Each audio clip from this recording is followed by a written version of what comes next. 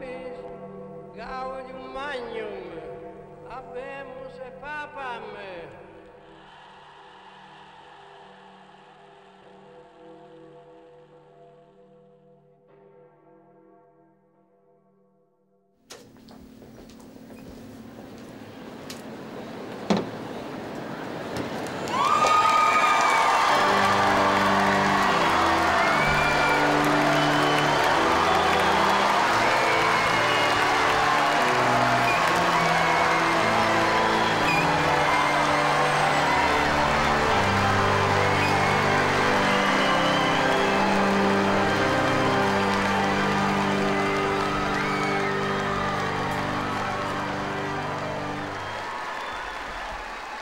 D'où vient la joie?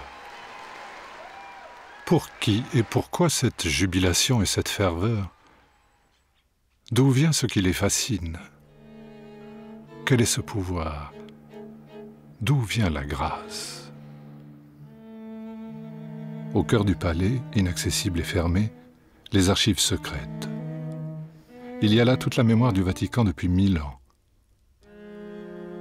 Lettres adressées au pape, réponses, notes, rapports de nonces, légats, ambassadeurs, toutes scrupuleusement conservées et classées, pape après pape.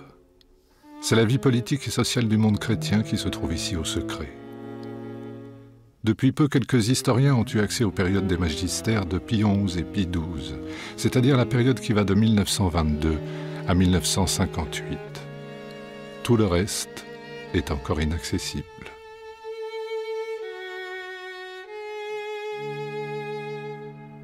En 1896, un opérateur des Frères Lumière est au Vatican et filme le pape Léon XIII. Le cinéma vient à peine de naître. Deux personnages attirent tous les regards, le pape bien sûr, et ensuite celui qu'on ne voit pas, l'opérateur, dont il regarde intriguer le manège avec sa curieuse boîte à manivelle. À quoi ça sert ?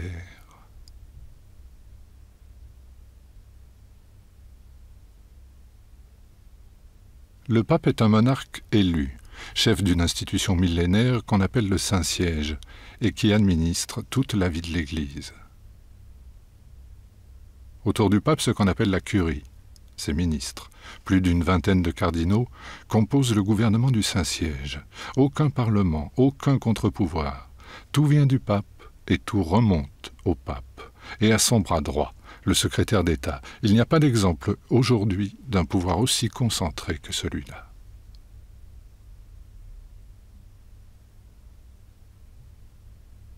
Comme on lui a dit que c'était du cinéma et pas de la photographie, qu'il fallait bouger, Léon XIII bénit, bénit, sans s'arrêter. Lorsque les Frères Lumière filment, Léon XIII est un roi sans royaume. 37 ans plus tôt, l'unité italienne a dépossédé le pape de ses terres. Un peu plus tard, la République s'est emparée de la ville de Rome et le pape est désormais prisonnier d'un palais dont il ne peut plus sortir.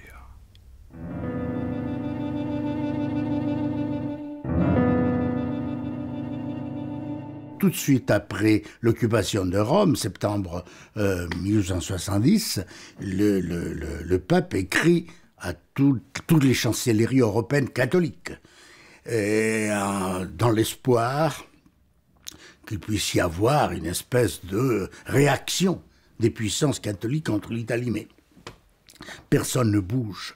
Il y a de nouvelles alliances, il y a de nouveaux rapports internationaux dans lesquels le pape ne joue plus. «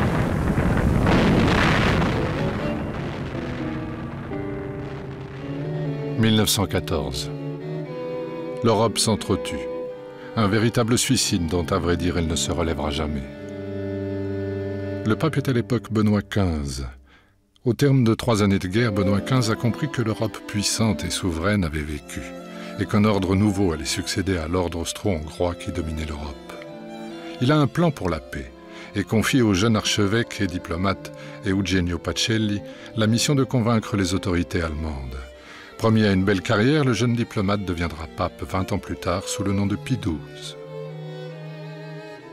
Lorsqu'il arrive à Munich en 1917, Nonce et représentant du pape en Allemagne, sa mission est délicate.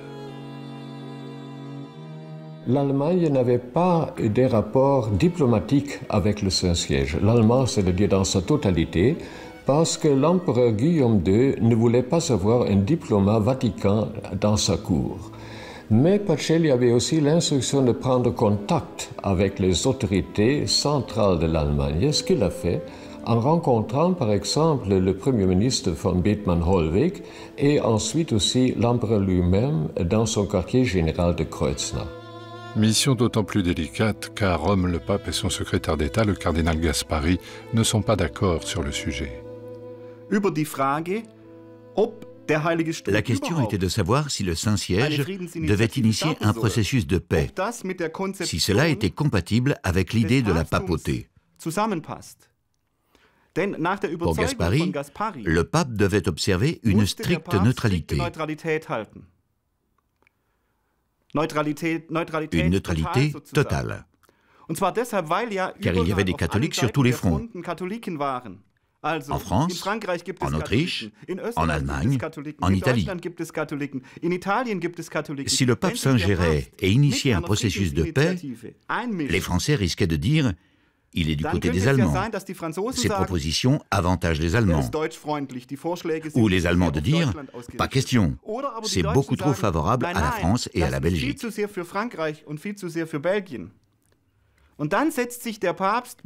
Mais Benoît s'est imposé face à Gaspari.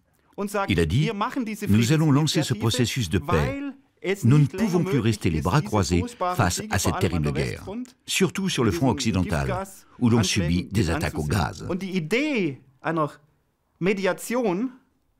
La médiation du pape par l'intermédiaire de Pacelli pourrait entraîner l'internationalisation de la question romaine.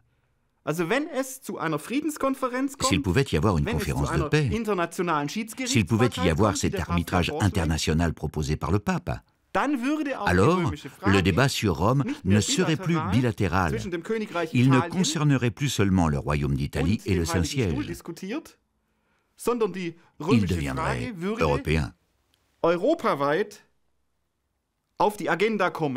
Et c'est dans ce contexte que le pape s'est imposé face à Gaspari et a dit « Nous allons lancer ce processus de paix, tout simplement parce que ce n'est plus possible de rester les bras croisés. »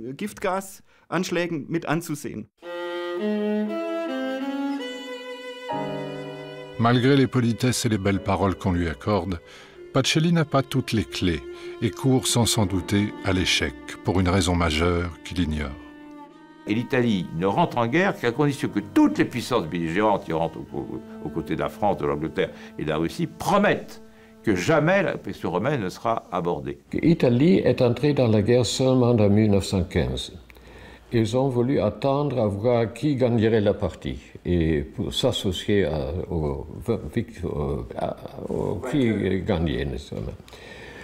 Mais avant d'entrer dans la guerre, ils ont conclu à Londres un traité très secret en disant « Nous entrons dans la guerre si nous avons l'assurance que le souverain pontife avec lequel il était en lutte sera absolument tenu hors de toute intervention pour la paix et des traités de la paix, etc., etc. » Et cela a été signé à Londres dans l'avril 1915. C'était absolument secret. Le souverain pontife ne savait rien de tout cela. Cela a été publié seulement par les bolchevistes après la capitulation qu'ils avaient faite à l'Allemagne. En effet, on s'en souvient, entre-temps la révolution bolchevique vient de bouleverser la Russie et menace maintenant l'Allemagne. À Munich, les combats ont été violents.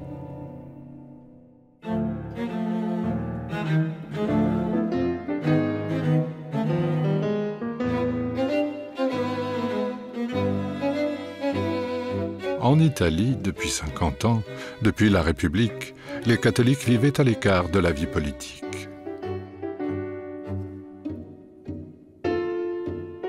Mais le danger bolchevique, l'expansion des idées du communisme international, impose de changer pour éviter qu'un monde nouveau se construise sans les catholiques.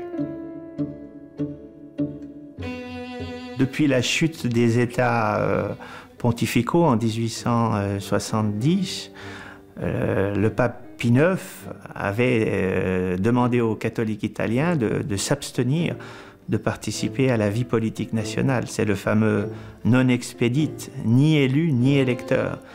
Et depuis cette période-là, les catholiques italiens étaient au fond restés en marge de la vie politique nationale. Et le fait nouveau à la fin de la Première Guerre mondiale, c'est justement cette réintégration des catholiques italiens dans la vie politique de leur nation. C'est la guerre qui fait changer, parce que les catholiques et l'Église participent à la guerre. L'Église italienne, comme l'Église de France, est un fort apporteur des armées.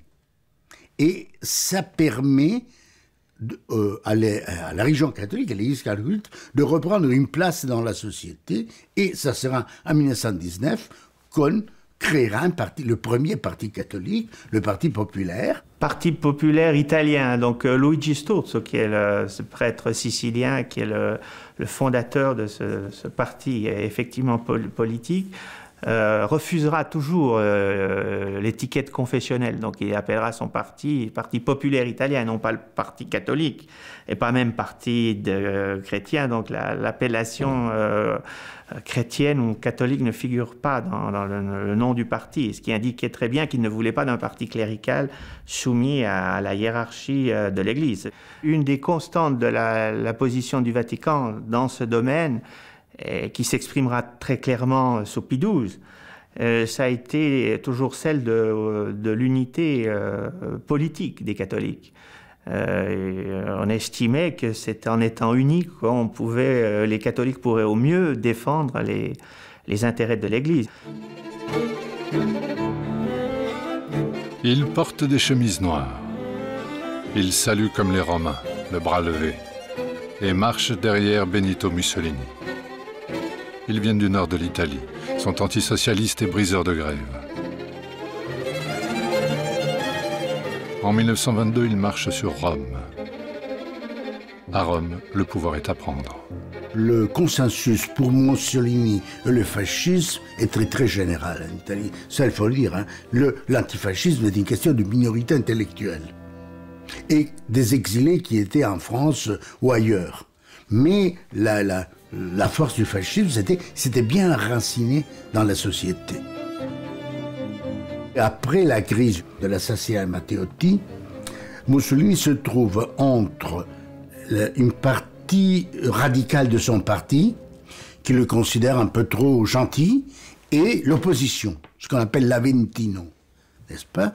Et à ce moment-là, pour sauver sa peau, il s'appuie sur les grandes puissances. Les banques, l'armée, l'Église. Et le moment où il arrive à rendre plus solide son gouvernement, après janvier 1925, il doit payer des dettes qu'il a fait avec l'armée, avec les banques et avec l'Église. Et justement, c'est à ce moment-là qu'on commence les négociations pour arriver aux accords du Latran. Très vite, il va rencontrer le cardinal secrétaire d'État Gaspari, et quelques mois plus tard vont s'engager des négociations qui réglaient une fois pour toutes ce qu'on appelle la question romaine. Et donc qui redonnait un statut juridique au Saint-Siège. Et tout cela a signifié effectivement le sacrifice, au fond, du Parti populaire de Luigi Sturzo, qui a d'une certaine façon payé le prix de cette réconciliation entre le Vatican et l'État italien. Payer le prix, c'est-à-dire de quelle manière? Parce que son leader, son fondateur, Luigi Sturzo, a dû partir en exil en 1923. Il a dû quitter l'Italie. Il ne reviendra qu'au lendemain de la Seconde Guerre mondiale, en 1946.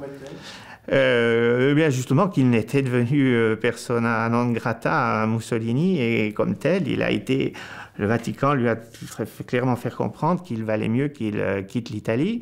Et en 1926, le Parti populaire italien, comme d'ailleurs tous les partis démocratiques de l'Italie de l'époque, seront supprimés par le régime. Donc on entre dans une nouvelle phase qui est au lendemain de l'adoption des lois fascistissimes de 1925, où il n'y a plus place pour aucune forme d'opposition en Italie. Entre Mussolini et le secrétaire d'État, le cardinal Gaspari, les négociations pour régler la question romaine durent 3 ans, discrètement. Très intéressant, c'est que le concordat est signé d'un côté par Mussolini et de l'autre côté, non pas par Pie XI, mais par le cardinal Gaspari. C'est-à-dire en fait par le second personnage du Saint-Siège, mais qui n'est pas le pape lui-même. Ce qui donne d'ailleurs une certaine facilité d'adaptation. On peut dire que c'est une acceptation par transaction et par personne interposée. Le 11 février 1929, les accords du Latran créent l'État du Vatican. Les accords du Latran ont 2 aspects. Un aspect de politique internationale, qui est le traité, qui crée un petit État, avec un territoire, la Cité du Vatican. Mais de l'autre côté, le Concordat contient beaucoup d'éléments de contrôle de l'État sur la vie religieuse. Il fallait avoir l'accord du gouvernement pour la nomination des évêques et pour la nomination des curés, et le gouvernement pourrait demander qu'un évêque, un curé, soit renvoyé pour des raisons politiques. Alors, en effet, il y a 2 aspects de la chose, n'est-ce pas? C'est-à-dire que, et en plus, ce que Mussolini pensait, c'était d'utiliser la force internationale de la religion catholique, du Vatican, comme pour la politique étrangère de l'Italie. En plus, ce qui ne gâte rien, une jolie somme de 150 millions de lire qui pourront fructifier, et 30% des actions de Fiat que la République vient de créer. Il y avait une loi en 1871 qui donnait chaque année une somme au Vatican. Mais le Vatican n'avait jamais voulu la prendre, parce qu'au contraire, il aurait admis la légitimité du royaume d'Italie. Alors, en 1929, on avait fait un calcul un peu compliqué, et le gouvernement lui a donné une somme globale pour... comme dommage...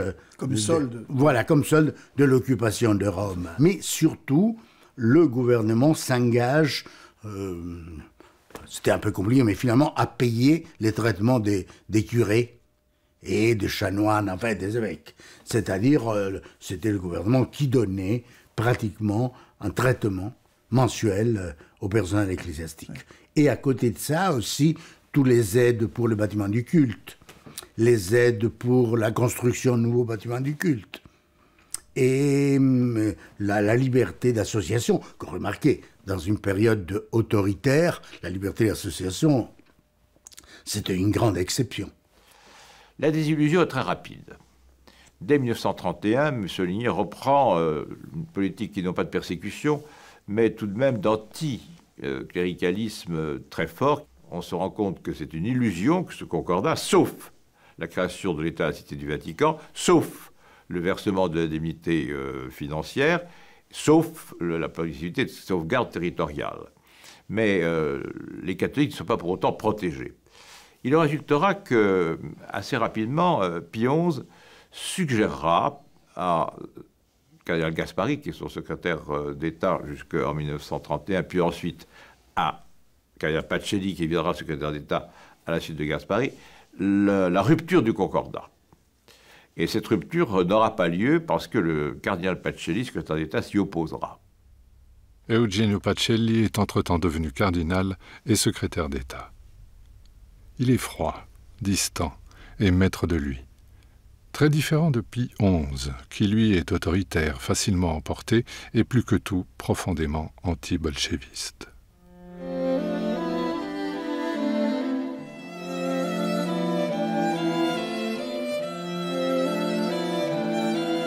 Lorsqu'il était en Allemagne pendant les années 20, Pacelli était en mission pour la défense de l'Europe chrétienne. L'Allemagne est adossée à la Pologne et l'Ukraine, les 2 grandes terres catholiques que convoite alors l'impérialisme des soviets. Un rempart.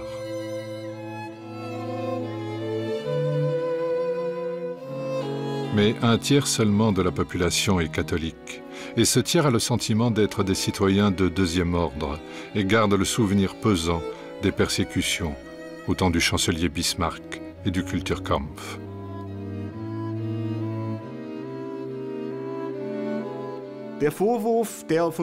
Bismarck et les libéraux considéraient que les catholiques n'étaient pas de bons Allemands.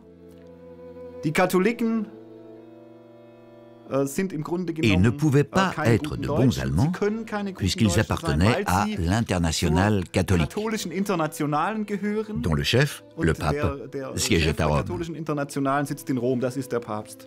Pour Bismarck et les libéraux, on pouvait être soit un bon Allemand, soit un bon catholique. On pouvait obéir soit à l'empereur, soit au pape, mais pas les deux. Cela a entraîné la mise en place d'une série de lois qui réglementaient l'Église catholique allemande de manière très stricte et la plaçaient sous l'autorité de l'État protestant. Et cela a eu des conséquences désastreuses. Par exemple, avant de placer un prêtre à la tête d'une paroisse, un évêque devait obligatoirement rendre des comptes au gouvernement. Bien évidemment, cela n'était pas acceptable pour les évêques. Alors, un nombre croissant de paroisses sont restées inoccupées et les évêques se sont mis à quitter le pays. À cause de cet exode, des gens décédaient et étaient enterrés sans avoir reçu les saints sacrements, donc sans extrême-onction, sans absolution, sans viatique.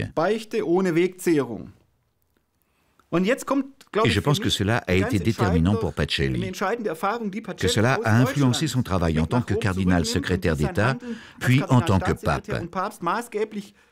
Il a été traumatisé par le Kulturkampf.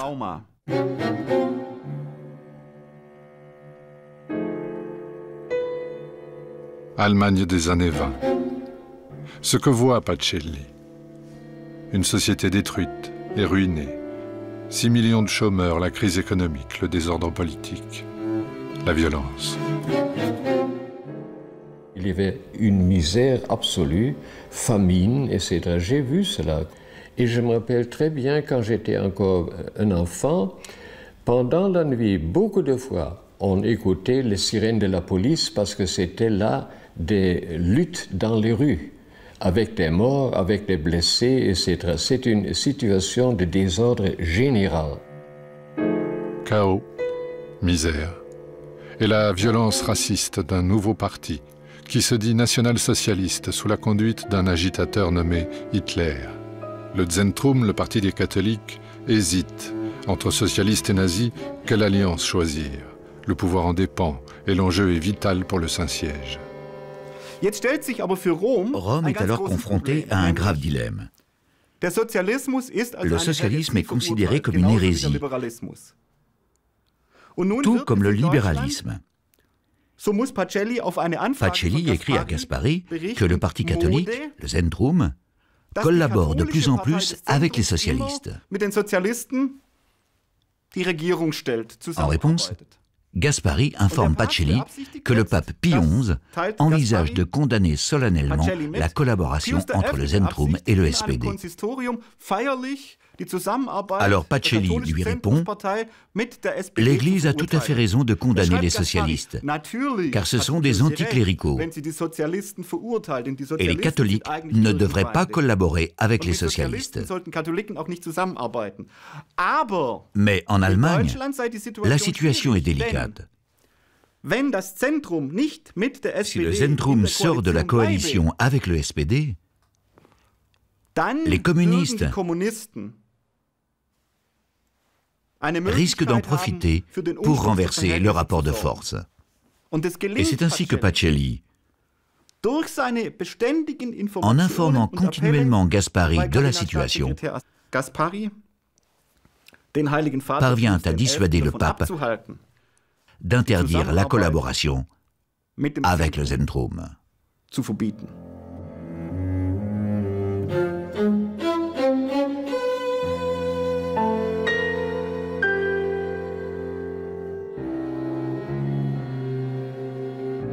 Aucun doute pour Hitler.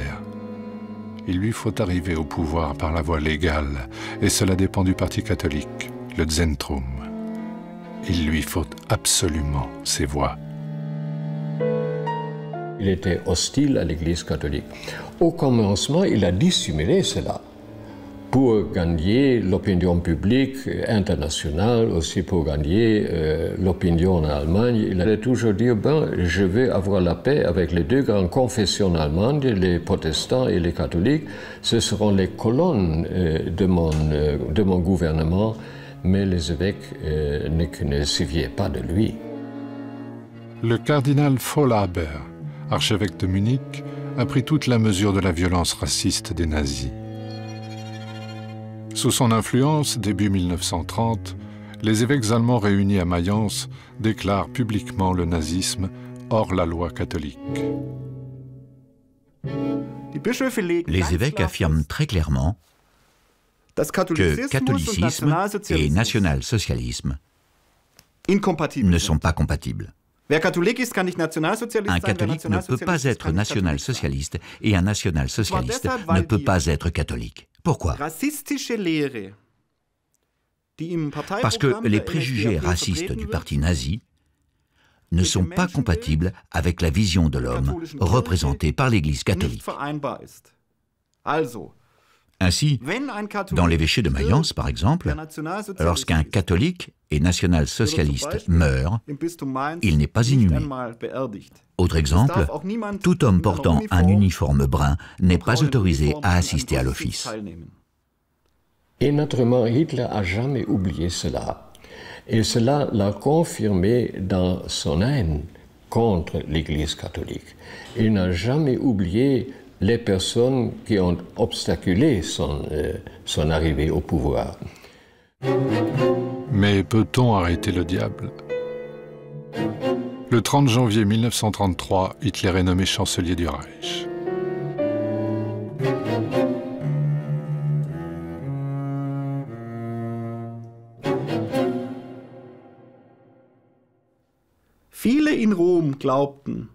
Au début de l'année 1933, beaucoup à Rome comparaient Hitler à Mussolini.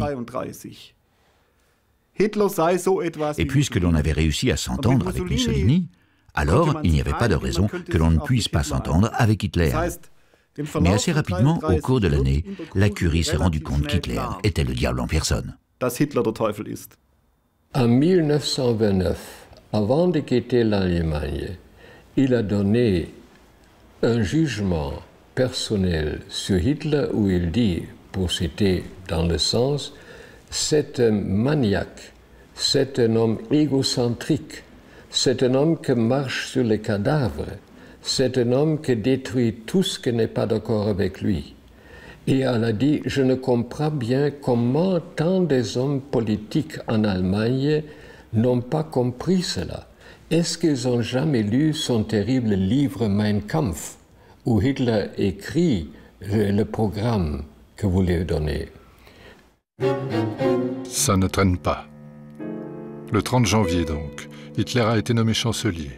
Le 24 mars, 2 mois plus tard, il a obtenu les pleins pouvoirs grâce aux voix du Zentrum catholique et malgré l'opposition socialiste. Le 28 mars, les évêques retirent leur condamnation. Le 1er avril, c'est le boycott des magasins juifs. Dans les jours qui suivent, plusieurs lettres parviendront au pape, le suppliant de condamner publiquement les violences antisémites. L'une d'elles vient d'une jeune juive convertie, Edith Stein. Elle comprend et sent déjà venir le pire. Le 4 avril, le Vatican avait ordonné au nonce apostolique à Berlin, Monseigneur César Orsenigo, successeur de Pacelli comme nonce apostolique à Berlin, de faire une protestation après Hitler en lui disant « Si vous continuez, vous perdez toute estime des pouvoirs publics. Ces persécutions que vous commencez, les discours que vous continuez à faire contre les Juifs ne sont pas acceptables, ni pour nous, ni pour les autres pouvoirs hors de l'Allemagne. » Mais le jour suivant, le 5 avril, c'est la première mesure législative contre les Juifs, dans lesquels ils sont éliminés de toutes les positions qui comptent dans le gouvernement, dans les affaires des États. Donc ils ne peuvent plus travailler pour l'État, ils ne peuvent plus être employés de l'État. C'est la première mesure. Alors le nonce écrit, est-ce que c'est encore le cas après une loi de ce genre de faire une protestation? Est-ce qu'en ce moment nous pouvons mettre ainsi carrément contre un système qui est légitimement élu. C'est la réponse du nonce. Tout va si vite en ce début de 1933. Le 24 mars, le Zentrum vote les pleins pouvoirs. 4 jours plus tard, les évêques annulent leur condamnation du nazisme. Et à peine une semaine plus tard, le 2 avril, Hitler propose aux catholiques un concordat. Une question se pose alors. Y a-t-il quelques liens entre les faits? Y a-t-il eu échange, marchandage entre Hitler et le Saint-Siège, le concordat contre le retrait de la condamnation et les pleins pouvoirs? Évidemment, quand on a ouvert les archives du Vatican en 2006, tout le monde espérait pouvoir mettre un terme à ces spéculations et découvrir ce qui s'était réellement passé. Aujourd'hui, on constate que la thèse du marché ne tient pas. On le comprend à cause de la réaction de Pacelli. En voyant ce que les Allemands ont fait, il est furieux. Il se dit, bien sûr, le concordat est une bonne chose, parce qu'il protège la position juridique de l'Église. Et il dit encore à un diplomate anglais, au moment où Hitler m'a proposé le concordat, je n'avais plus aucune carte en main. C'est comme si on m'avait mis un pistolet sur la tempe. Je ne pouvais plus rien faire. Il fallait essayer de sauver ce qui pouvait encore l'être. Et c'est ce qu'il va faire avec le concordat. Le 7 juillet, le cardinal Pacelli, secrétaire d'État, signe un concordat avec le gouvernement d'Hitler. Pouvait-il, devait-il refuser la main du diable, puisque les hommes l'avaient élu? Il est vrai, il a dit cela, l'Église traite avec les gouvernements tels qu'elles sont. Elle ne peut pas faire autre chose. Et ici, peut-être, ça vaut la peine de dissiper un malentendu vis-à-vis du concordat. Les concordats ne sont pas des traités d'amitié. Tout au contraire, on conclut des concordats avec des nations où les catholiques n'ont pas la liberté de pratiquer leur foi.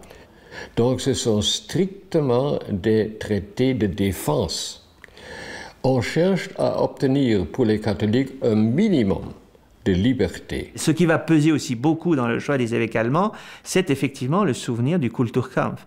Il s'agissait de ne pas la provoquer, de ne pas déclarer un nouveau Kulturkampf, une nouvelle guerre de la part du gouvernement contre l'Église. Qu'est-ce que serait arrivé si l'Église catholique avait décidément repoussé toutes ces ouvertures de la part d'Hitler? Il aura pu dire, ben, j'ai tendu la main de paix à l'Église catholique, ils l'ont brutalement repoussé, alors, messieurs, si vous ne voulez pas avoir la paix, vous pouvez avoir la guerre, et vous l'aurez. C'était le danger qui devait être naturellement dans la pensée des autorités vaticaines et aussi de Pacelli, de Gaspari et du souverain pontife Pie XI. On savait que Hitler serait absolument pas intentionné de maintenir ce qu'il avait promis. Et cela résulte par exemple d'une entrevue que le chargé d'affaires britannique auprès du Vatican, M. Kirkpatrick, a eue avec le secrétaire d'État de ce temps-là, avec Pacelli.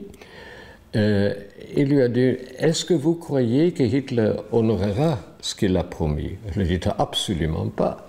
Nous pouvons seulement espérer qu'il ne rompra toutes les promesses qu'il a faites en même temps. Mais successivement, nous n'avons aucune confiance en lui. Cependant, le concordat avait des avantages pour l'Église. Parce que quand successivement Hitler a commencé de violer un point après l'autre, concorder dans le concordat, c'était quand même un traité international, le Vatican avait la possibilité d'intervenir, de faire des protestations, et il a fait pendant 3 ans, 4 ans presque.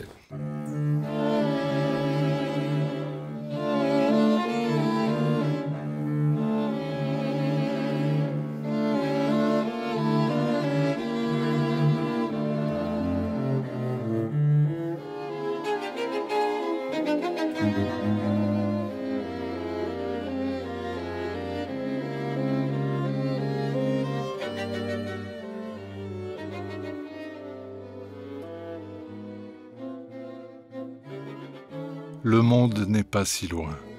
Ces rumeurs, ces cris et ces plaintes parviennent jusqu'ici.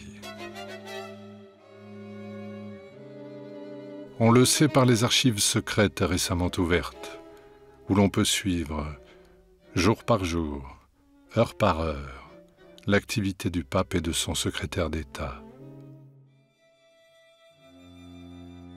Notes et lettres quotidiennes. Toute l'histoire est là.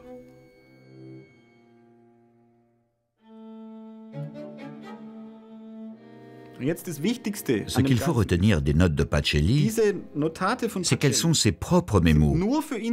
Elles ne sont pas destinées à être publiées. Il y récapitule, pour s'en souvenir, pour son propre usage, ce que le pape ou tel diplomate a dit et ce que, par conséquent, il faut faire. C'est donc une source d'information très sérieuse.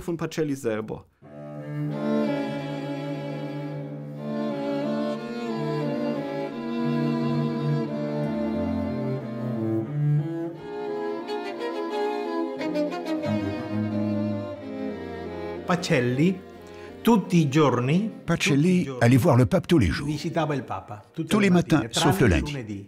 Le lundi, le pape ne recevait personne. C'était son jour de repos.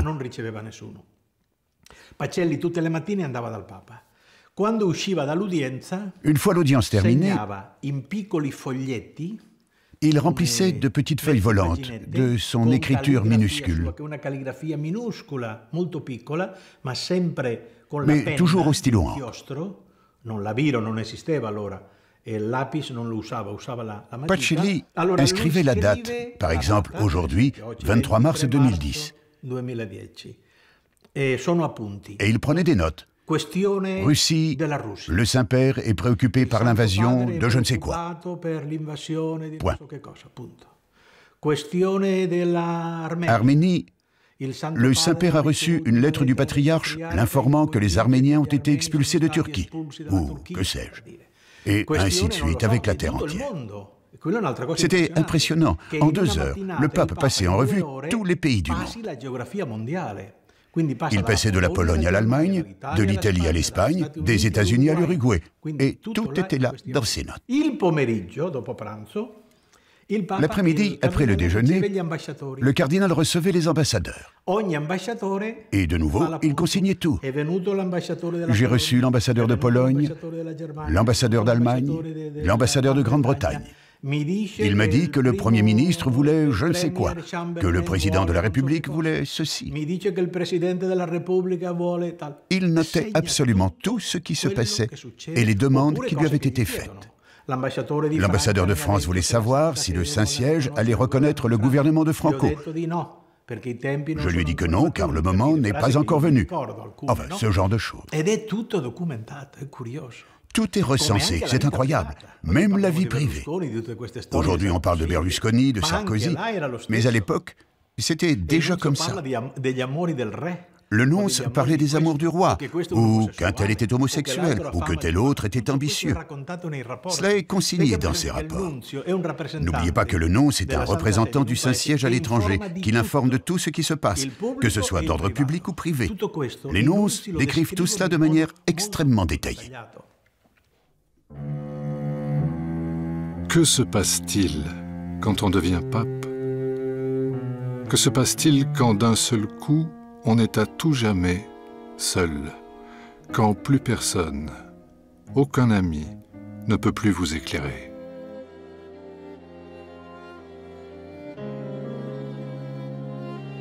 Le 10 février 1939, 10 ans jour pour jour après les accords du Latran, Pion est mort et Pacelli devient Pie XII.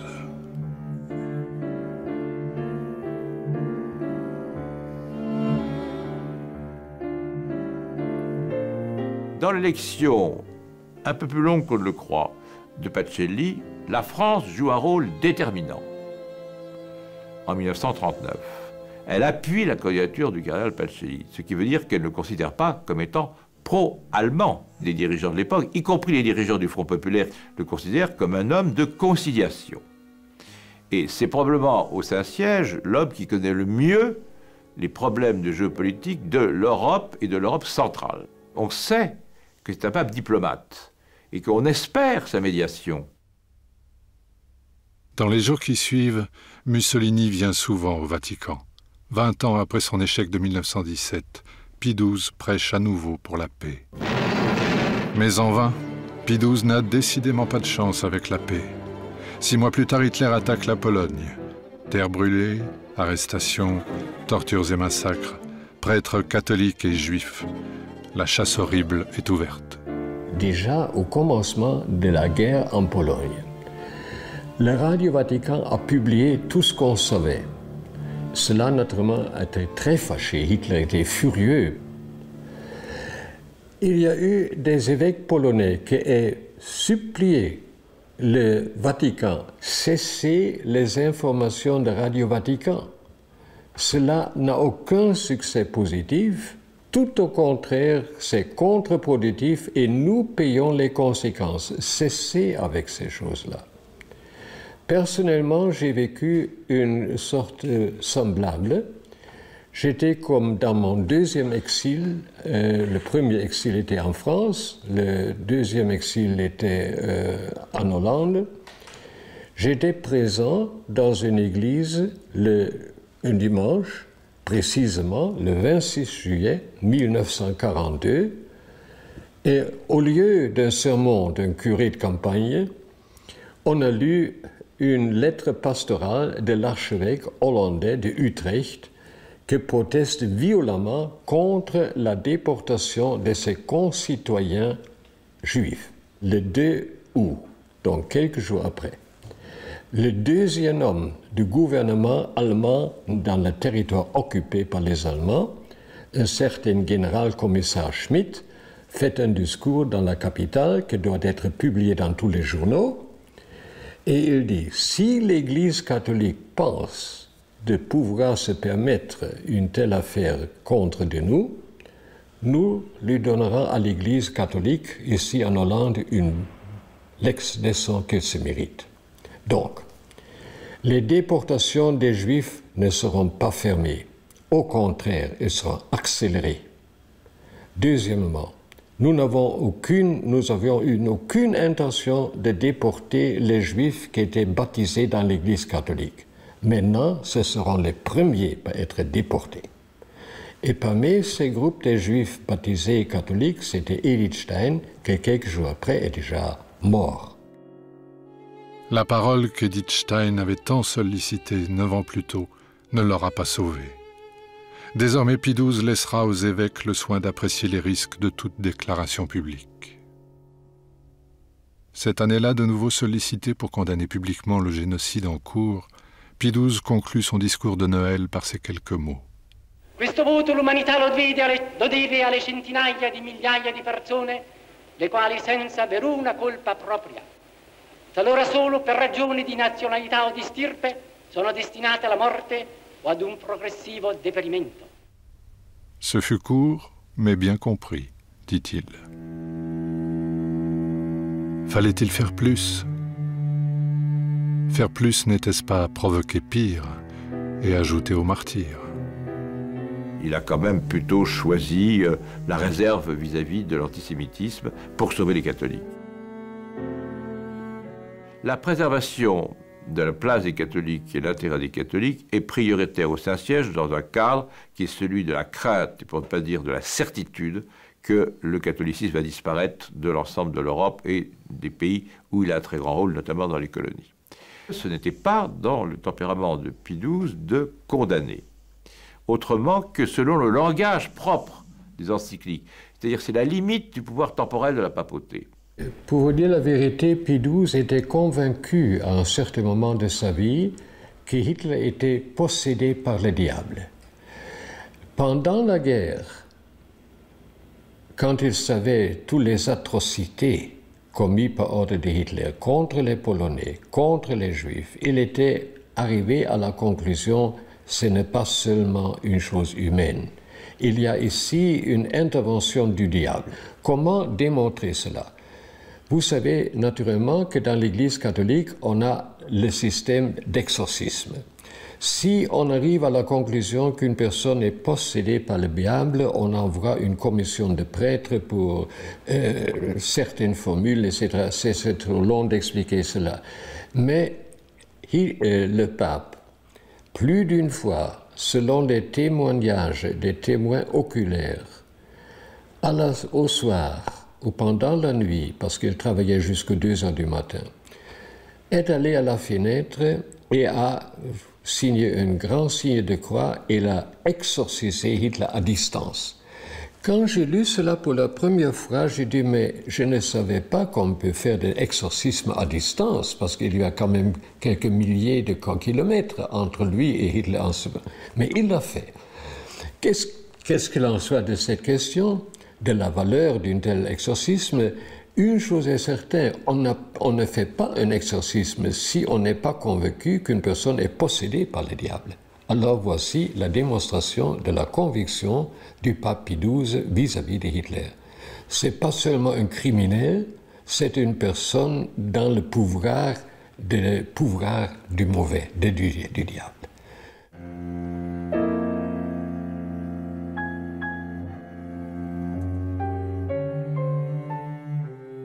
Qui parle à qui? Dieu ou les hommes? Peut-on mêler la parole de Dieu et les intrigues des hommes? Comment se fait-il que le sage et le fou meurent de la même manière? La guerre est finie. Pourtant la guerre continue, froidement. Europe, année 0. Maintenant le diable est à l'est. Le diable est rouge et communiste. Face au danger communiste, en Italie comme en Allemagne et en France, premières élections depuis la guerre, la liberté est dans les urnes. Comme autrefois le Parti populaire, un grand parti démocrate et chrétien rassemble les catholiques italiens. Même parti en Allemagne avec la CDU et en France avec le MRP. Il faut voter. Pie XII lui-même, d'ailleurs, va intervenir à plusieurs reprises pour insister sur l'importance de ces élections, mais on va constituer aussi, surtout au sein de l'Action catholique italienne, ce qu'on appelle des comités civiques visant à mobiliser, à sensibiliser l'électorat catholique aux enjeux de cette élection. On n'hésitera pas à parler de péché électoral pour qui n'irait pas voter à ce moment-là.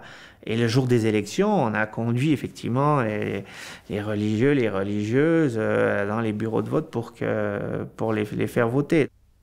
De Gasperi, le nouveau chef du gouvernement italien, avait été pendant la guerre sauvé des nazis par Pie XII et caché au Vatican. Ça crée des liens. Gasperi allait au Vatican, était reçu par le pape toutes les semaines. Et que certaines des initiatives de la Dici, comme on dit, étaient tout de même inspirées par l'esprit qui soufflait de l'État du Vatican. Cette affaire des élections, quand même, ça n'est pas si simple.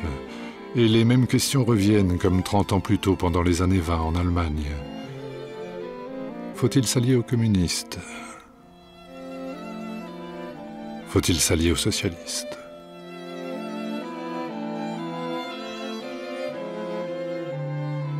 Les socialistes ne sont-ils pas les complices du diable communiste? Le Saint-Siège est divisé. Or, pour mieux régner, Pie XII n'a pas un, mais 2 secrétaires d'État. Tardini, ici à gauche, et Montini, ici à droite. Et entre eux, il y a un conflit.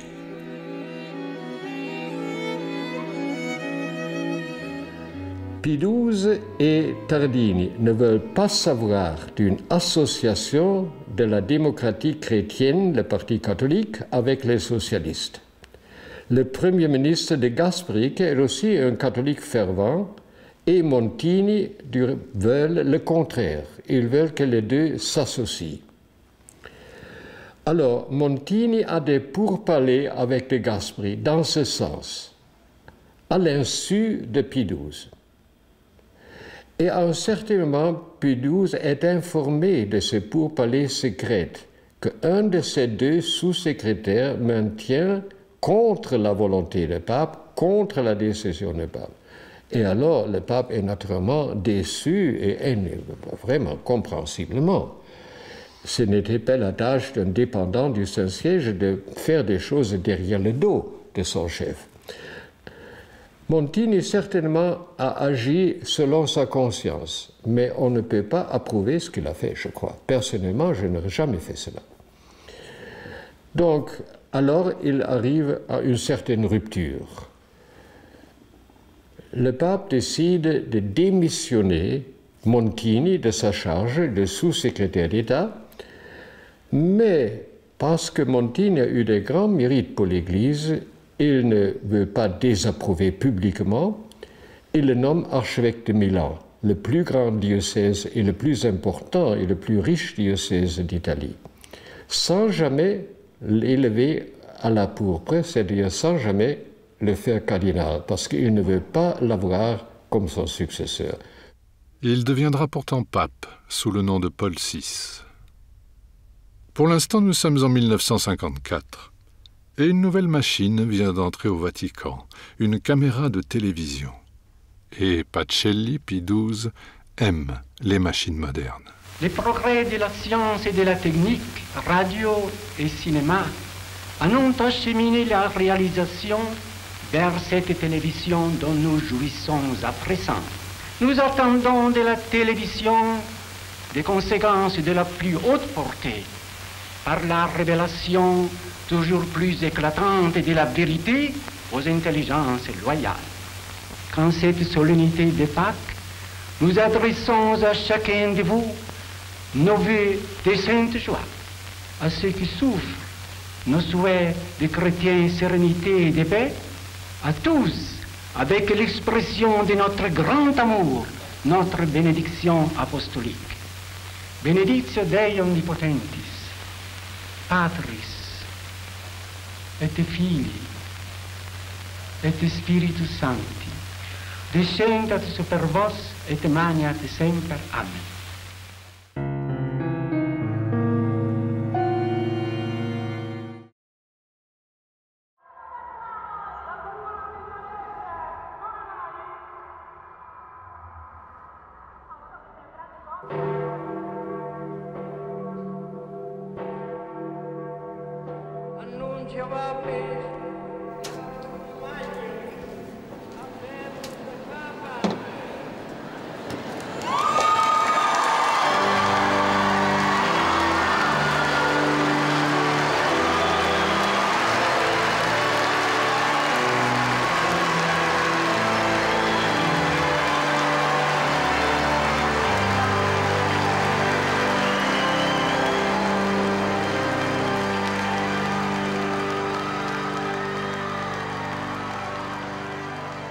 D'où vient ce pouvoir?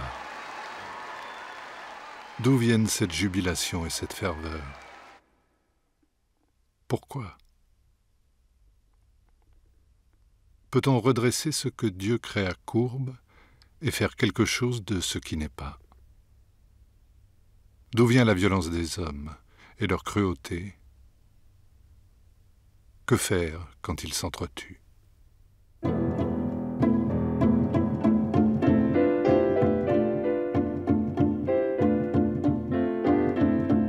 C'est tout au bout de l'Europe. Une terre où la vie est dure. Un pays où des millions d'ouvriers agricoles travaillent sur la terre des riches.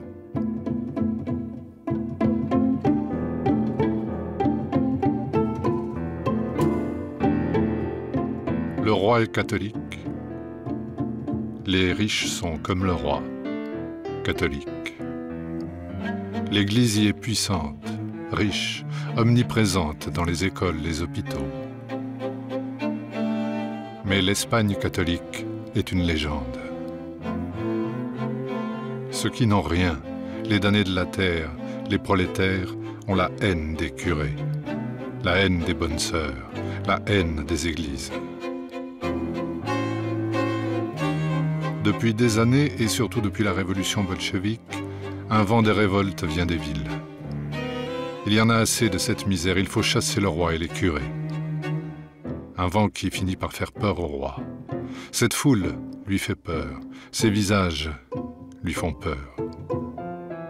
Au printemps de 1931, le roi s'enfuit, abandonnant le pouvoir à une république qui n'était pas prête, ni vraiment attendue. Et que fait l'Espagne? Elle hérite d'une république, mais elle n'est pas prête pour la république. Et qui inspire cette république? Les plus exaltés, les plus violents, les plus anticléricaux, les plus radicaux. La première chose que fait le pape Pie XI, c'est de reconnaître la République. Avant de prendre cette décision, le pape consulte les cardinaux de la Congrégation des affaires ecclésiastiques extraordinaires du Vatican. Au cours de cette réunion, les cardinaux déclarent que le gouvernement espagnol est illégitime.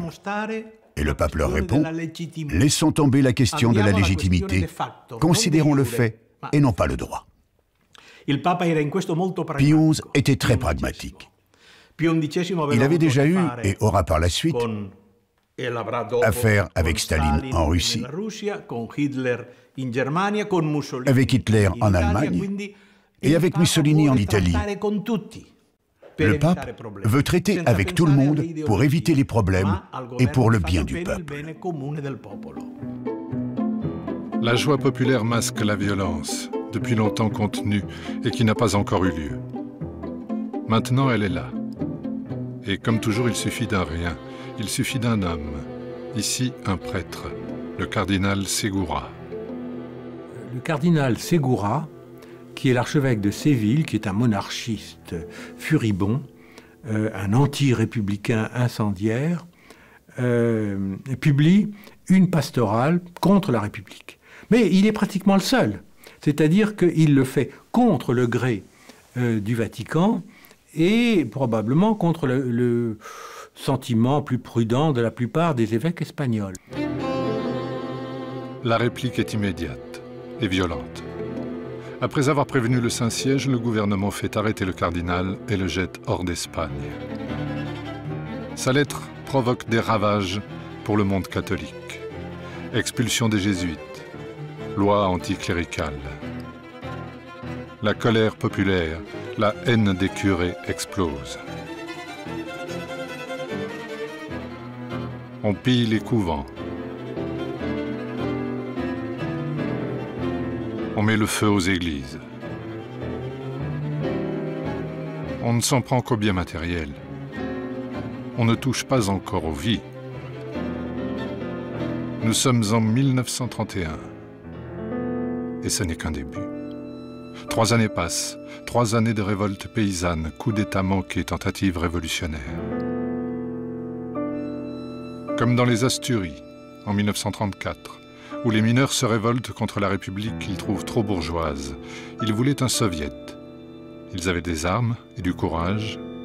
Cette fois, la loi de la République passe par les armes du général Franco, les exécutions sommaires et les viols. Je dirais que c'est là le moment irréversible de la rupture de la relation entre les catholiques et ce qu'on pourrait appeler les anticléricaux, mais c'est bien plus que les anticléricaux. C'est la République, c'est la gauche, c'est les rouges. 2 Espagnes sont maintenant face à face. Le pape est alors Pie XI. D'un côté, les révolutionnaires veulent mener leur révolution à terme. Ils reçoivent des aides de l'Union soviétique de Staline. Et de l'autre, la droite commence à recevoir le soutien de Mussolini et d'Hitler. Et tout ça prépare le climat, l'atmosphère pour tout ce qui va se passer les 17 et 18 juillet 1936. 2 Espagnes qui vont d'élection en élection vers l'impasse et l'affrontement. Dans les premiers jours de juillet 1936, c'est enfin le temps de la violence et de la cruauté trop longtemps contenue. Le temps des milices et des assassins que le gouvernement ne contrôle plus. Ces milices patrouillent dans tous les sens, mais ne font régner aucun ordre. Arrêtent qui ils veulent, se mettent à arrêter les prêtres, même parfois les religieuses, les religieux. En général, les mettent dans un endroit quelconque, on dirait un camp, enfin ce ne sont pas des camps, ce sont des locaux. Et puis, les massacrent souvent très vite, parfois avec des exécutions militaires, pourrait-on dire, fusillées, d'autres fois dans des conditions abominables, comme par exemple en Aragon, en entourant des groupes de prêtres de fil de fer barbelés, en l'arrosant d'essence et en incendiant. Alors le chiffre en 3 mois, c'est de 8 000 environ, 7 à 8 000. 7 à 8 000 pour l'essentiel des prêtres, je dirais que là-dessus il y a 6 000 prêtres, c'est-à-dire des prêtres diocésains, des curés comme on dit. Il y a 1500 religieux, ou un peu plus, 2000. Et puis, il y a, ce chiffre, je l'ai en mémoire, 283 religieuses. Et ils s'en prennent à tout, à des prêtres qui étaient sans doute connus pour leur caractère réactionnaire. Mais ils s'en prennent aussi, par exemple, aux jeunes abbés qui étaient aumôniers des syndicats catholiques. C'étaient les plus visés, ceux-là. Pour eux, c'était l'ennemi absolu. Alors que c'était, on aurait dit maintenant, enfin, il y a 20 ans, que c'était des prêtres ouvriers. Vous voyez, et tout s'y passe. Et alors, si dans l'ensemble de l'Espagne, ça représente un tiers du clergé, dans certains diocèses du nord de l'Espagne, plus ou moins un peu au sud des Pyrénées et du Pays Basque, ça peut représenter jusqu'à 70% du clergé d'un diocèse qui est massacré en quelques semaines. Ça provoque une réaction très dure du pape. Il réagit d'une manière épouvantable, mais curieusement, il ne rompt pas les relations diplomatiques avec la République, il les maintient. Tout en envoyant des notes de protestation. J'ai retrouvé les notes échangées entre le cardinal Pacelli, alors secrétaire d'État, et l'ambassadeur de la République. Leur ton est extrêmement dur. Néanmoins, les relations diplomatiques ont continué.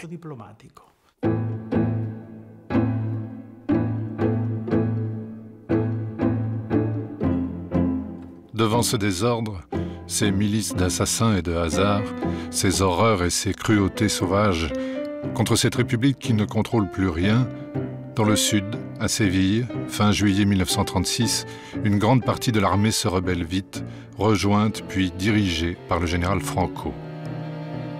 Opportuniste et cruel, bourreau des uns, sauveur des autres, et notamment pour les évêques d'Espagne qui publient une lettre pastorale en sa faveur.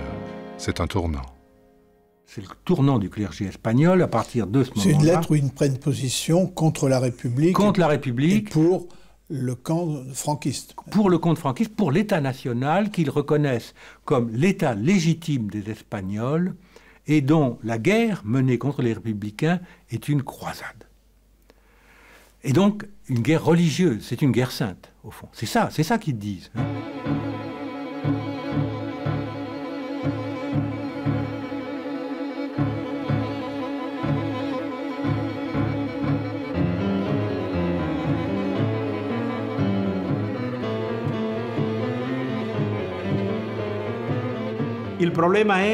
Le problème, c'est la situation juridique dans laquelle se trouve le Saint-Siège face à deux Espagnes. Face à une guerre civile dont personne ne connaît l'issue. Certains affirment que les Rouges vont gagner, d'autres qu'ils vont perdre. Que faut-il faire? Le mot d'ordre du Saint-Siège est « attendre ». Attendre et voir ce que font les autres puissances.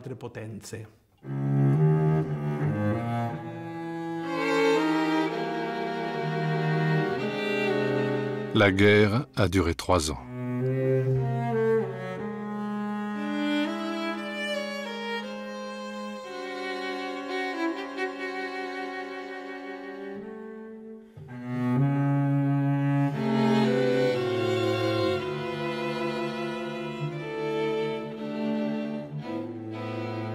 Pour le Saint-Siège, les galistes et prudents, la force, elle aussi, a valeur de loi.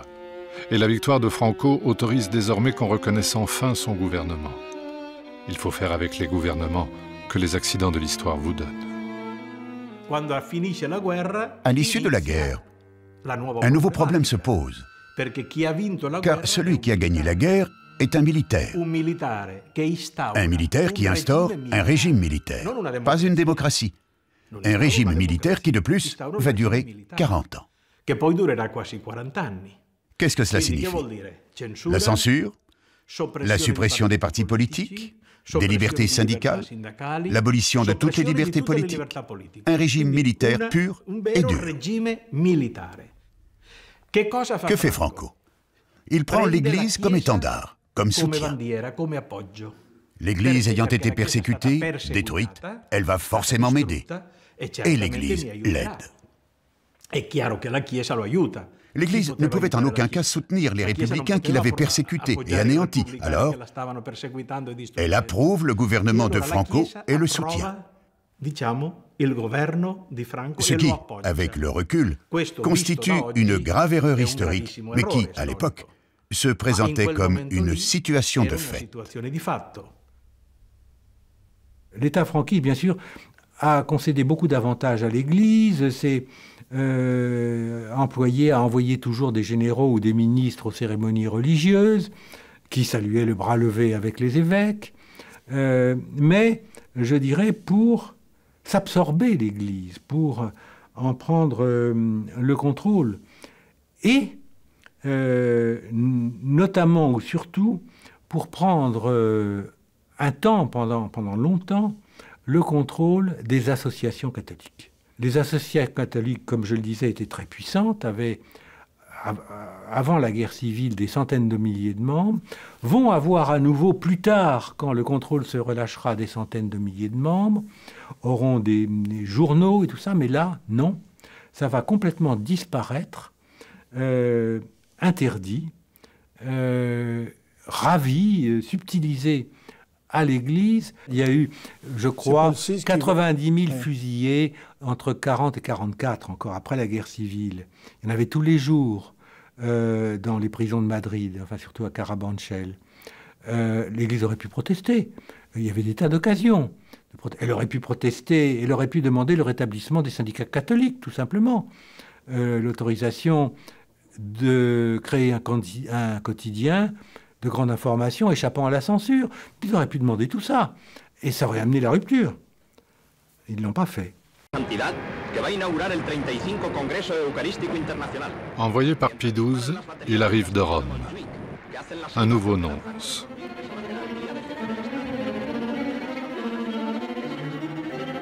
Car il est temps d'en arriver à ce concordat que réclame Franco et que le Saint-Siège hésitait à signer. En 1953, c'est fait. La religion catholique est à nouveau religion d'État. Moment de gloire pour Franco et pour l'Église.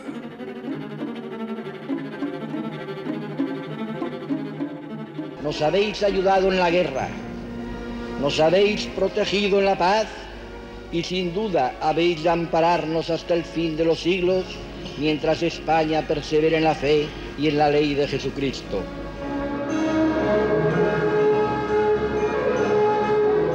La voz autorizada del primado de las Españas os describió perfectamente cómo es incomprensible la separación de la Iglesia y el Estado. Separación de la Iglesia y del Estado que es posible en las sociedades o en las naciones que no tienen una sola y única fe, pero que es imposible de aceptar cuando una nación quiere llevar el título de católica. Splendeur et gloire de l'Église. Splendeur et gloire de ce qu'on appelle le Vatican noir.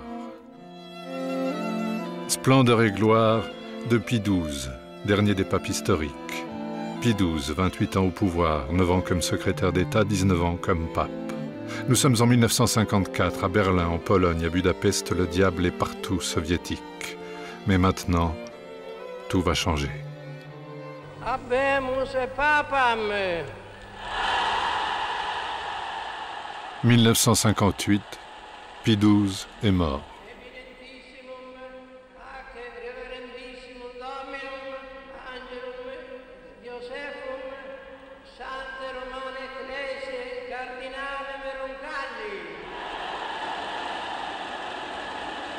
Avec Jean XXIII, un vent nouveau souffle sur le Vatican. Je suis arrivé donc à la secrétaire d'État, tout jeune, puisque il y a un demi-siècle exactement, en 1959, et c'était donc le début du pontificat de Jean XXIII. On sortait d'une situation dans laquelle, les dernières années de Pie XII, le temps était étal. Et puis tout d'un coup, comme disent nos amis anglais, donc the story on the move. Rien ne change dans les institutions et tout change dans les comportements. Une autre vision du monde, et une vision du monde dans laquelle, si vous voulez, je ne veux pas dire que Rome n'était plus au centre, mais il savait qu'il y avait d'autres mondes qui vivaient en dehors. Voilà. Le pape Jean XXIII, je me souviens, nous étions quelques-uns autour de lui, et dans son langage disait « Carissimi », donc, chers amis, je vais faire une petite confidence. Hier, j'ai eu une visite, et puis pas n'importe qui, c'était le docteur Fischer. Et le docteur Fischer, c'était l'archevêque de Canterbury à l'époque, là aussi. C'était une chose inouïe. Maintenant, plus personne ne fait attention. Quand arrive un patriarche orthodoxe, chef d'église. Alors, il dit, et ça je peux le restituer de mémoire à quasi un demi-siècle de distance, et alors il parlait de lui comme ça, toi Giovanni, puisqu'il s'appelait Jean, toi Giovanni, tu vas recevoir le docteur Fischer, puis c'est pas n'importe qui, chef d'église. Alors, t'as beau être pape, tu peux quand même pas changer le credo. Et il dit, j'en étais là de mes réflexions quand le Monseigneur a ouvert la porte, et qu'est-ce que nous avons fait? Je l'ai embrassé, parce que nous sommes frères. Et quand j'ai raconté cela après, je crois que le premier article que j'ai fait, j'ai dit, voyez, Jean XXIII a fait, comme il disait toujours, une petite chose que j'ai appelée, pour me faire comprendre, une révolution grammaticale. Auparavant, nous étions frères séparés, mais l'adjectif avait une importance telle, nous étions tellement séparés que nous avions oublié que nous étions frères. Et Jean XXIII, le génie de la simplicité, se rappelait qu'avant d'être séparés, nous sommes d'abord frères. Alors tout de suite, ça s'est imposé à lui l'idée de faire un concile. Et dans son langage imagé, car il n'était pas du tout théoricien, un évêque lui dit alors le concile, il est allé, il était dans ce qu'on appelle la bibliothèque privée, là au-dessus de la place Saint-Pierre, il a ouvert la fenêtre, et puis là, voilà, la concile, eh bien, un peu d'air frais. Ils viennent de tous les pays, de tous les peuples, de tous les continents, de tous les régimes. C'est une révélation.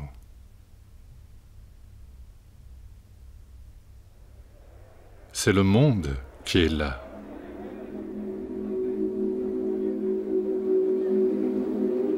Je me rappelle, moi, si vous voulez, de ma surprise joyeuse quand je me suis retrouvé sur la place Saint-Pierre pour l'ouverture du concile et que je voyais défiler ces milliers d'évêques de toutes couleurs, formes, cultures, ainsi de suite. Il y a donc, si vous voulez, comme une prise de conscience presque physique de la catholicité de l'Église.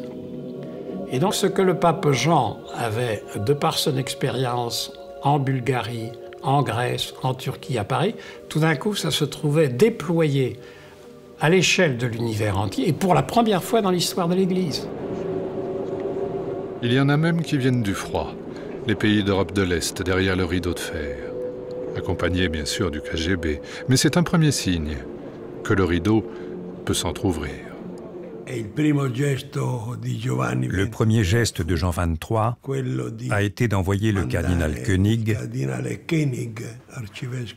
l'archevêque de Vienne, voir Monseigneur Beran, l'archevêque de Prague. Ensuite, il a envoyé le cardinal Casaroli, qui était alors Monseigneur Casaroli. À l'époque, il n'était pas encore cardinal ni secrétaire d'État, en visite auprès du cardinal Mindszenty, qui s'était réfugié à l'ambassade des États-Unis à Budapest après l'échec de l'insurrection hongroise de 1956. Un autre signal a été envoyé lorsque les autorités communistes ont autorisé certains évêques dans les pays de l'Est, ceux de Hongrie et de Tchécoslovaquie, à venir participer au Concile Vatican II. Ça a été les premiers signes. Quelle était la conviction du pape Jean XXIII? Parce qu'on le lui a reproché, naturellement. Dans son langage imagé, mais exprimé de façon grave, il disait « Moi, vous savez, je suis le père de famille. Si j'ai des enfants qui sont en prison, qu'est-ce que je vais faire? Je vais parler avec le geôlier pour tenter d'ouvrir les fenêtres et de leur donner un peu d'air. » Donc, si vous voulez, au point de départ, ça a été ça, et pas autre chose. La diplomatie italienne a aussi joué son rôle dans ce rapprochement. Le président du Conseil italien à ce moment-là était Fanfani, un démocrate chrétien, de l'aile gauche de la démocratie chrétienne. Traditionnellement aussi, Fanfani fait un voyage à Moscou en août 1961, je crois. Et il explique à Khrouchtchev, etc., que, au fond, du côté de ce qu'on attend un peu du côté de Rome, il ne faudrait pas que s'il venait en visite officielle à Rome, le pape décide au fond, de ne pas le recevoir et même de quitter Rome. Et il cite précisément le précédent de la visite de Hitler en 1938. Et il dit, enfin, il ne faudrait pas que les choses se passent de cette façon-là. Donc, il explique un peu ce qu'on attend au Vatican de la part de Khrouchtchev, et tout ça va contribuer au fond, oui, à un certain dégel, à ce télégramme de novembre 61, puis la visite du gendre de Khrouchtchev au Vatican, à Dubaï, quelques mois plus tard. Une visite bon enfant, impossible quelques années plus tôt. Incroyable, le Kremlin au Vatican. C'est de cette rencontre avec Adjoubey que se sont développés des rapports entre Jean XXIII et Khrouchtchev.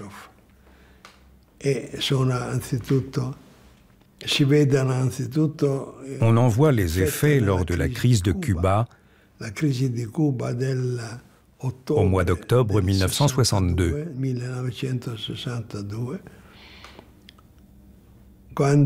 Lorsque Kennedy rencontre Khrouchtchev et qu'on est au bord de la guerre nucléaire, Jean XXIII lance un appel pour la paix que Khrouchtchev fait publier dans Izvestia, le journal officiel du Parti communiste russe.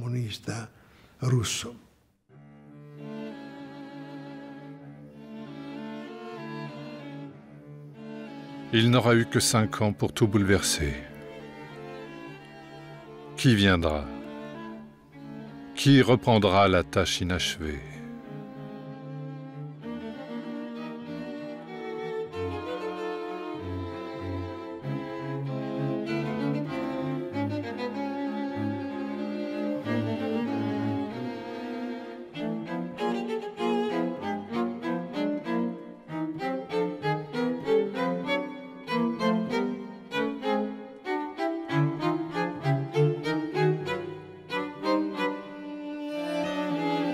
C'est Montigny. De Milan, où Pie XII l'avait relégué, au Vatican, il n'y a eu qu'un pas. La voie est ouverte. Il faut continuer, ouvrir les portes et les fenêtres, sortir du Vatican, sortir de Rome, aller au monde, aller jusqu'à Jérusalem. Premier voyage d'un pape hors de Rome. Un exemple.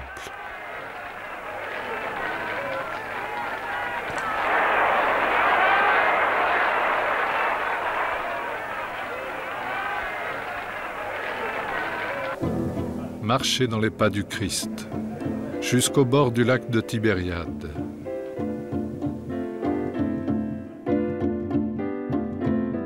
Revenir aux origines, retrouver l'unité de l'Église, retrouver les frères séparés.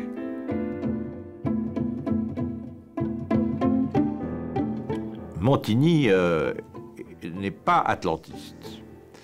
Il a une vision, pour le coup, prophétique de ce qu'est le monde occidental, l'Ouest et l'Est.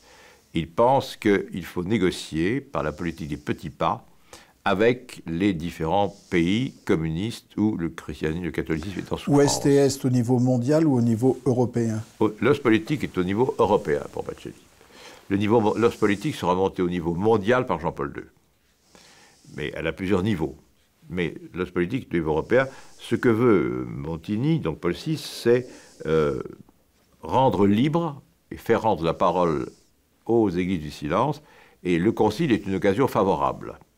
Il obtient naturellement la présence de presque tout l'épiscopat polonais. Il fait délivrer le cardinal Mizzetti à la 4e session du concile, la 3e session du concile, pour venir participer à Vatican II.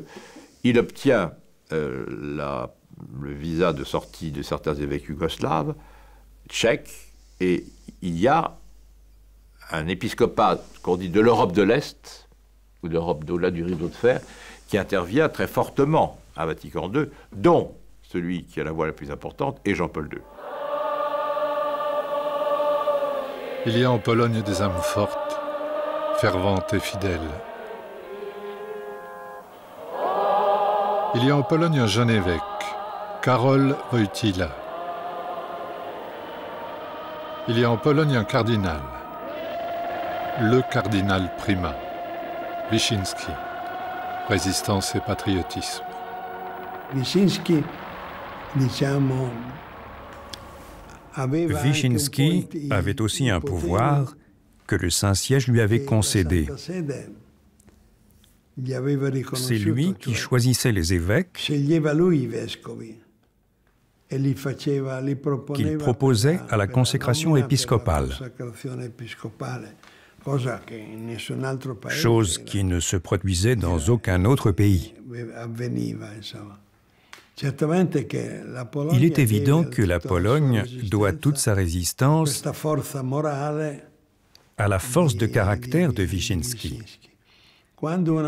Lorsqu'il est venu en Italie, on lui a demandé comment tout ça avait été possible. Il a répondu par cette métaphore. J'étais dans mon bureau et j'ai été appelé un instant à l'extérieur. Quand je suis revenu, j'ai trouvé assis dans mon fauteuil une espèce d'ours, d'animal, qui avait pris ma place. Je me suis placé face à lui et nous nous sommes toisés pour voir qui allait céder le premier. Et c'est Wyszynski qui a gagné. Je me rappelle la première fois où je suis allé en Pologne, donc la longue, très longue conversation avec le primat, comme disait. Quand Jean-Paul II disait le primat, il devenait le jeune, humble évêque de Cracovie devant la grande figure du cardinal. Et le cardinal primat, Wyszynski, pendant plus d'1 heure d'horloge, m'a raconté toute son histoire personnelle, son arrestation, et comment au moment des premiers grondements, les premiers mouvements, Gomulka avait compris qu'on ne pouvait pas continuer comme ça, et il est venu le voir, et il m'a dit, et la conversation a duré, je ne sais plus si c'est jusqu'à 2h ou 4h du matin. Et il me dit, alors nous avons fait un pacte pour sauver la patrie. Et nous l'avons toujours respecté. Le pacte, c'était que il y avait donc la tension institutionnelle entre le pouvoir communiste et l'Église catholique, qui était objectivement la seule force d'opposition au pouvoir. Et donc ça devait se contenir de part et d'autre dans certaines limites.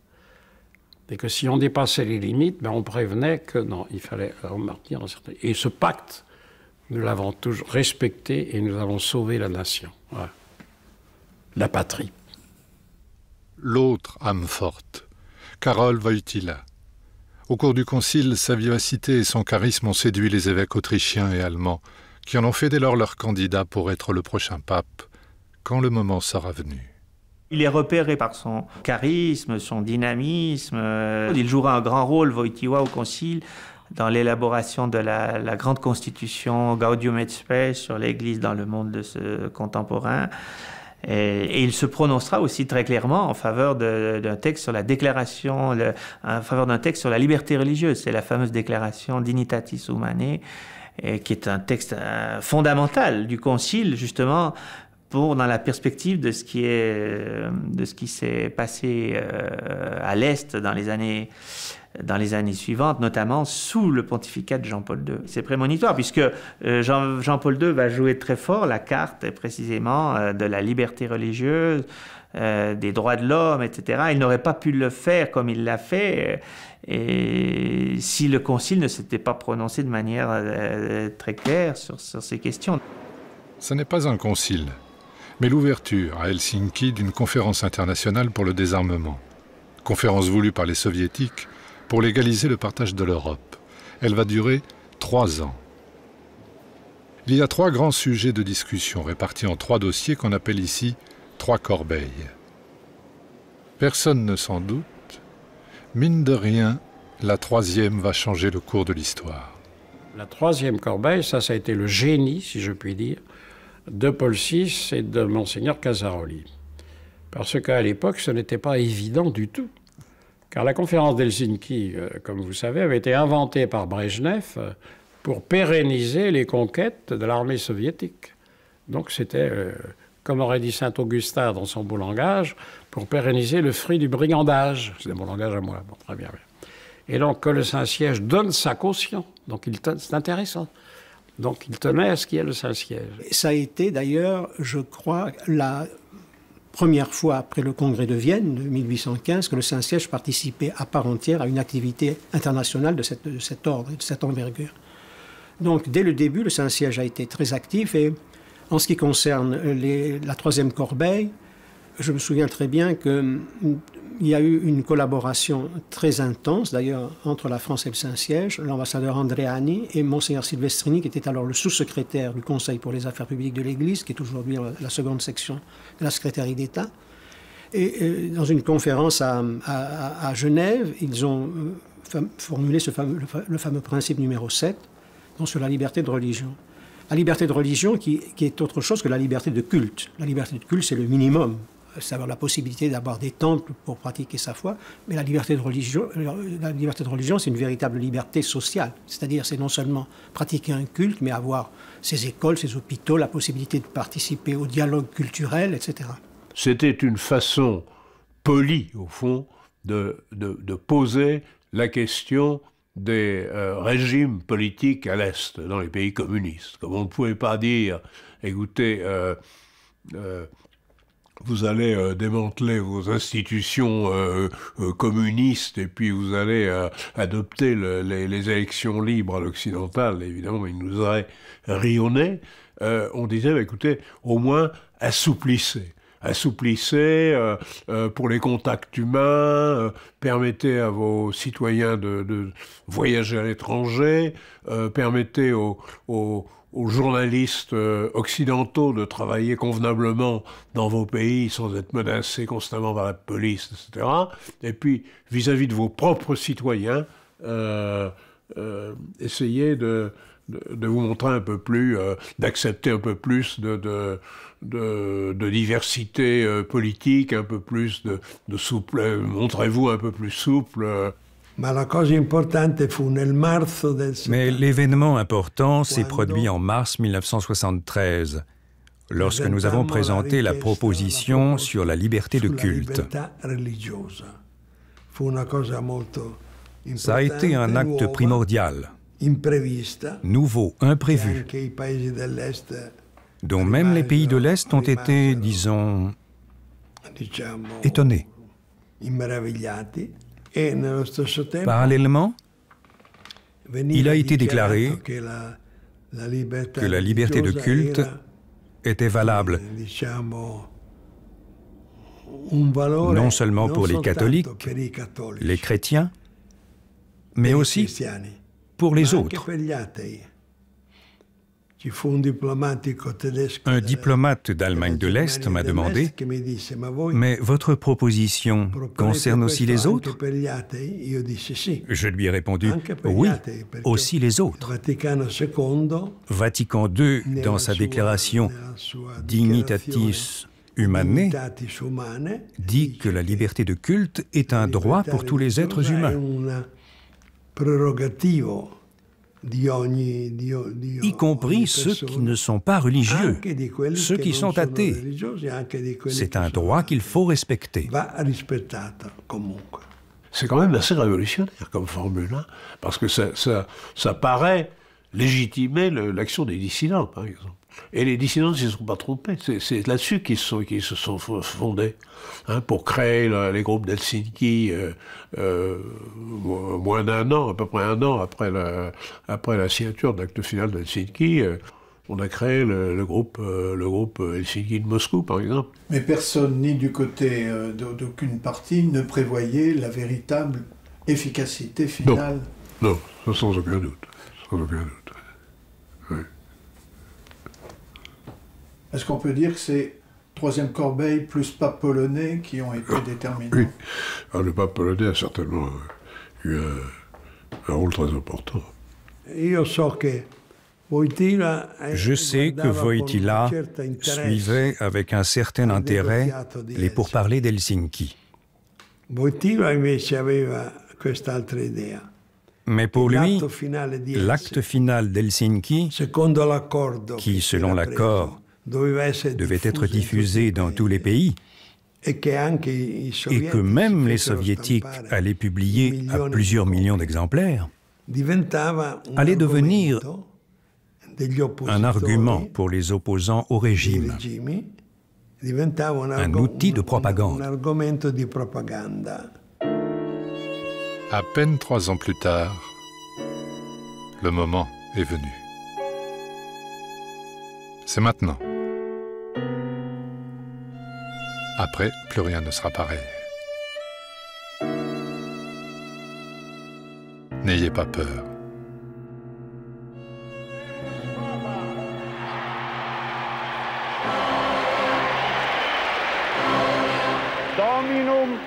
Le 22 octobre 1978, 3 ans après les accords d'Helsinki, Karol Wojtyła devient Jean-Paul II. L'histoire de l'Église va à nouveau faire l'histoire du monde. N'ayez pas peur. Je n'étais pas au conclave qui a élu le pape Jean-Paul II, je ne vais pas dire que je vais en trahir le secret, mais enfin donc, rendant visite quelque temps après à un cardinal, le cardinal amusé me raconte que quand ce conclave donc piétinait un peu entre deux cardinaux italiens, et que les cardinaux italiens de l'époque, vous voyez, c'est pas si vieux, ça remonte à 30 ans, donc, étaient convaincus que de toute façon ce serait un Italien. Hein, mais les autres cardinaux étaient plus impatients d'en conclure, et leur ont dit, écoutez, mettez-vous d'accord, sinon on ira chercher ailleurs. Et les Italiens ne l'ont pas cru. Et le cardinal qui me parlait a dit, je suis allé trouver le cardinal Wyszynski, je lui ai dit, qui était donc le cardinal Prima, et je lui ai dit, Éminence, qu'est-ce que vous penseriez d'un pape polonais? Il a répondu, on ne peut pas, je suis trop vieux. Parce que Wyszynski, pour lui, était un Wojtyła était un gamin. Mais bon. Après l'élection, il reçoit, assis, l'hommage des cardinaux qui l'ont fait pape. Parmi eux, il y a celui pour lequel il se lève, le cardinal Wyszynski. Scène émouvante et brève, l'hommage du plus jeune au vieux lutteur. 1 an plus tard, passant outre l'interdit des autorités polonaises et soviétiques, Jean-Paul II est pour la première fois de retour chez lui.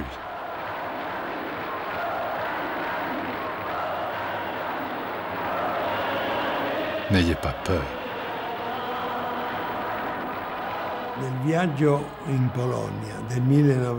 Lors de son voyage en Pologne, 1 an après son élection, il a lancé 2 défis au régime. Le premier était que leur légitimité était lié au respect des droits de l'homme et des libertés fondamentales. Et il a ensuite déclaré qu'il n'y avait qu'une seule et même Europe dotée de deux poumons, l'Est et l'Ouest.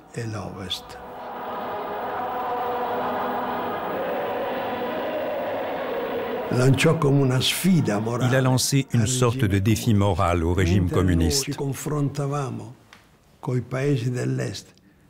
Alors que nous nous étions jusqu'alors affrontés aux pays de l'Est pour la liberté de culte, il a ajouté à cette revendication celle des libertés sociales, en déclarant que les ouvriers avaient le droit de se regrouper en syndicats libres et indépendants du régime. C'est ainsi qu'est né Solidarnosc.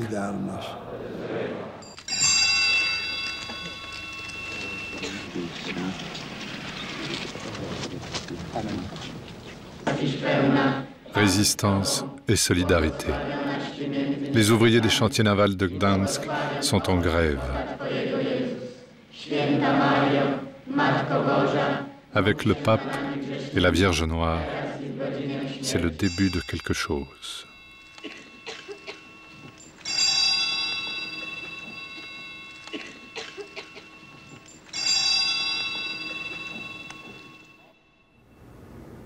Arrestation, prison, état de guerre. Pour éviter une intervention sanglante de l'armée soviétique, Jean-Paul II écrit à Brejnev.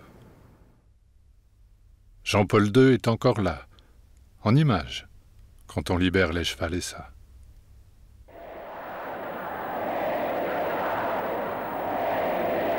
Et quand il revient à nouveau, en 1983, n'ayez pas peur. Nul ne s'y trompe. Une main sur trois fait le signe de Solidarnosc.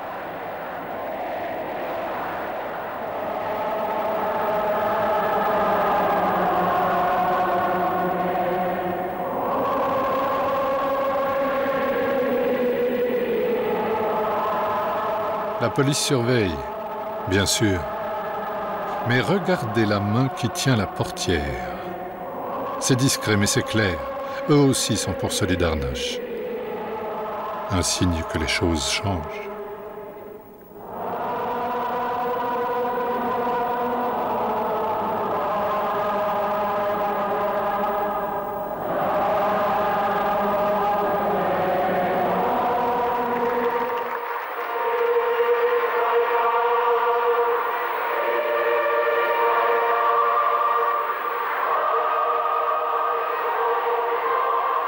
Personne n'ose encore y penser. Et pourtant bientôt, le mur de Berlin tombera.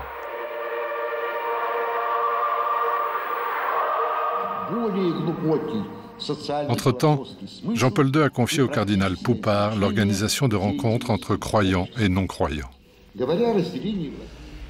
Que les gens soient croyants ou non-croyants, la chose fondamentale pour les uns et les autres, le problème fondamental, la question fondamentale, c'est l'homme.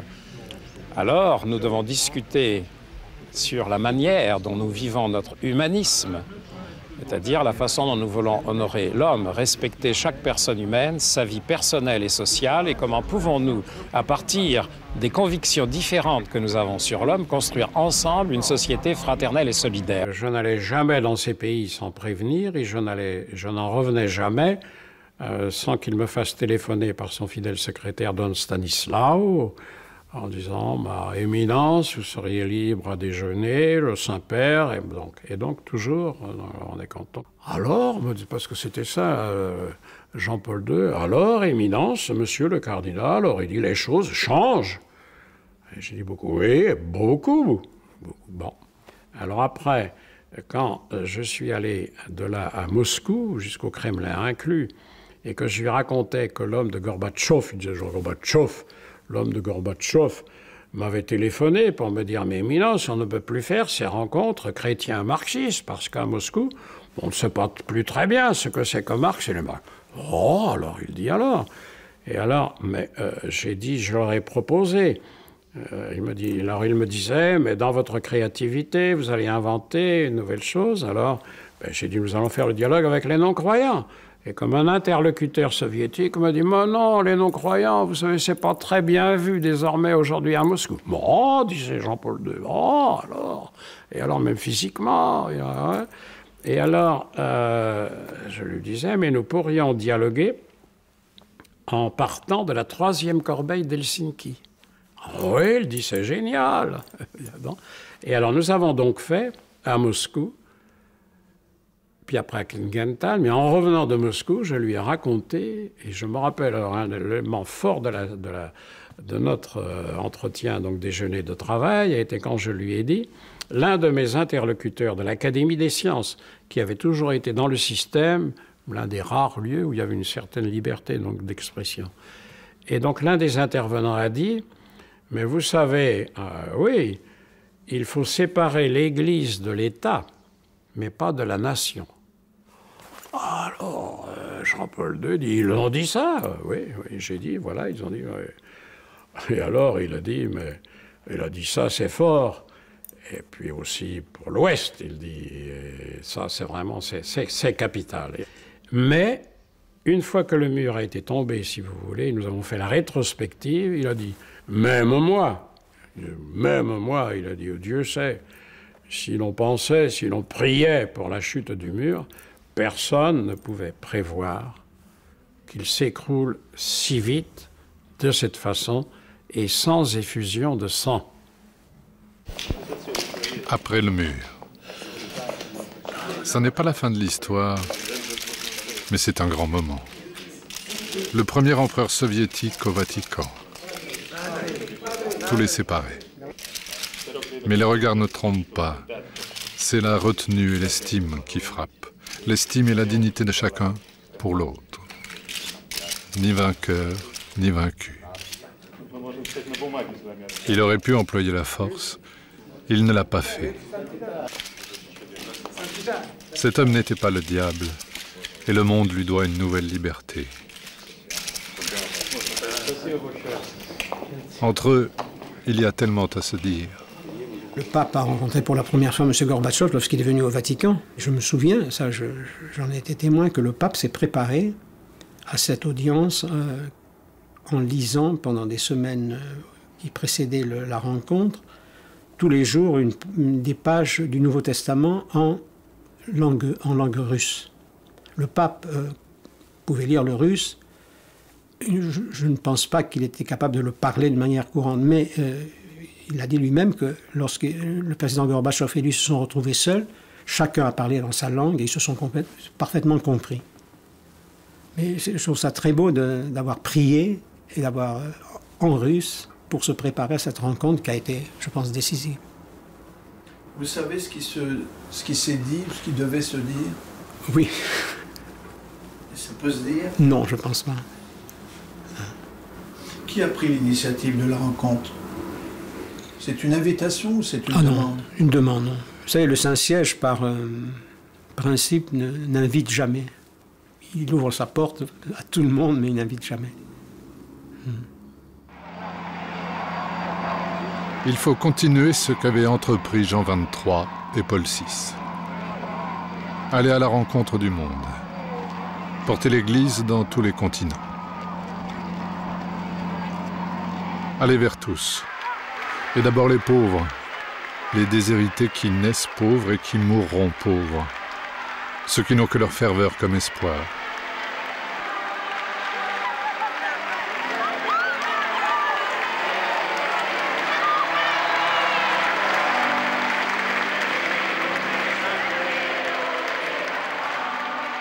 Et aller aussi vers les autres, les riches et les puissants, quels que soient les régimes politiques.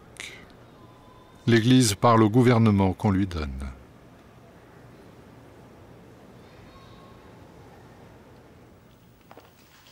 Sous le pontificat de Jean-Paul II, la diplomatie du Saint-Siège a presque doublé le nombre de ses nonciatures, de 80 à 174.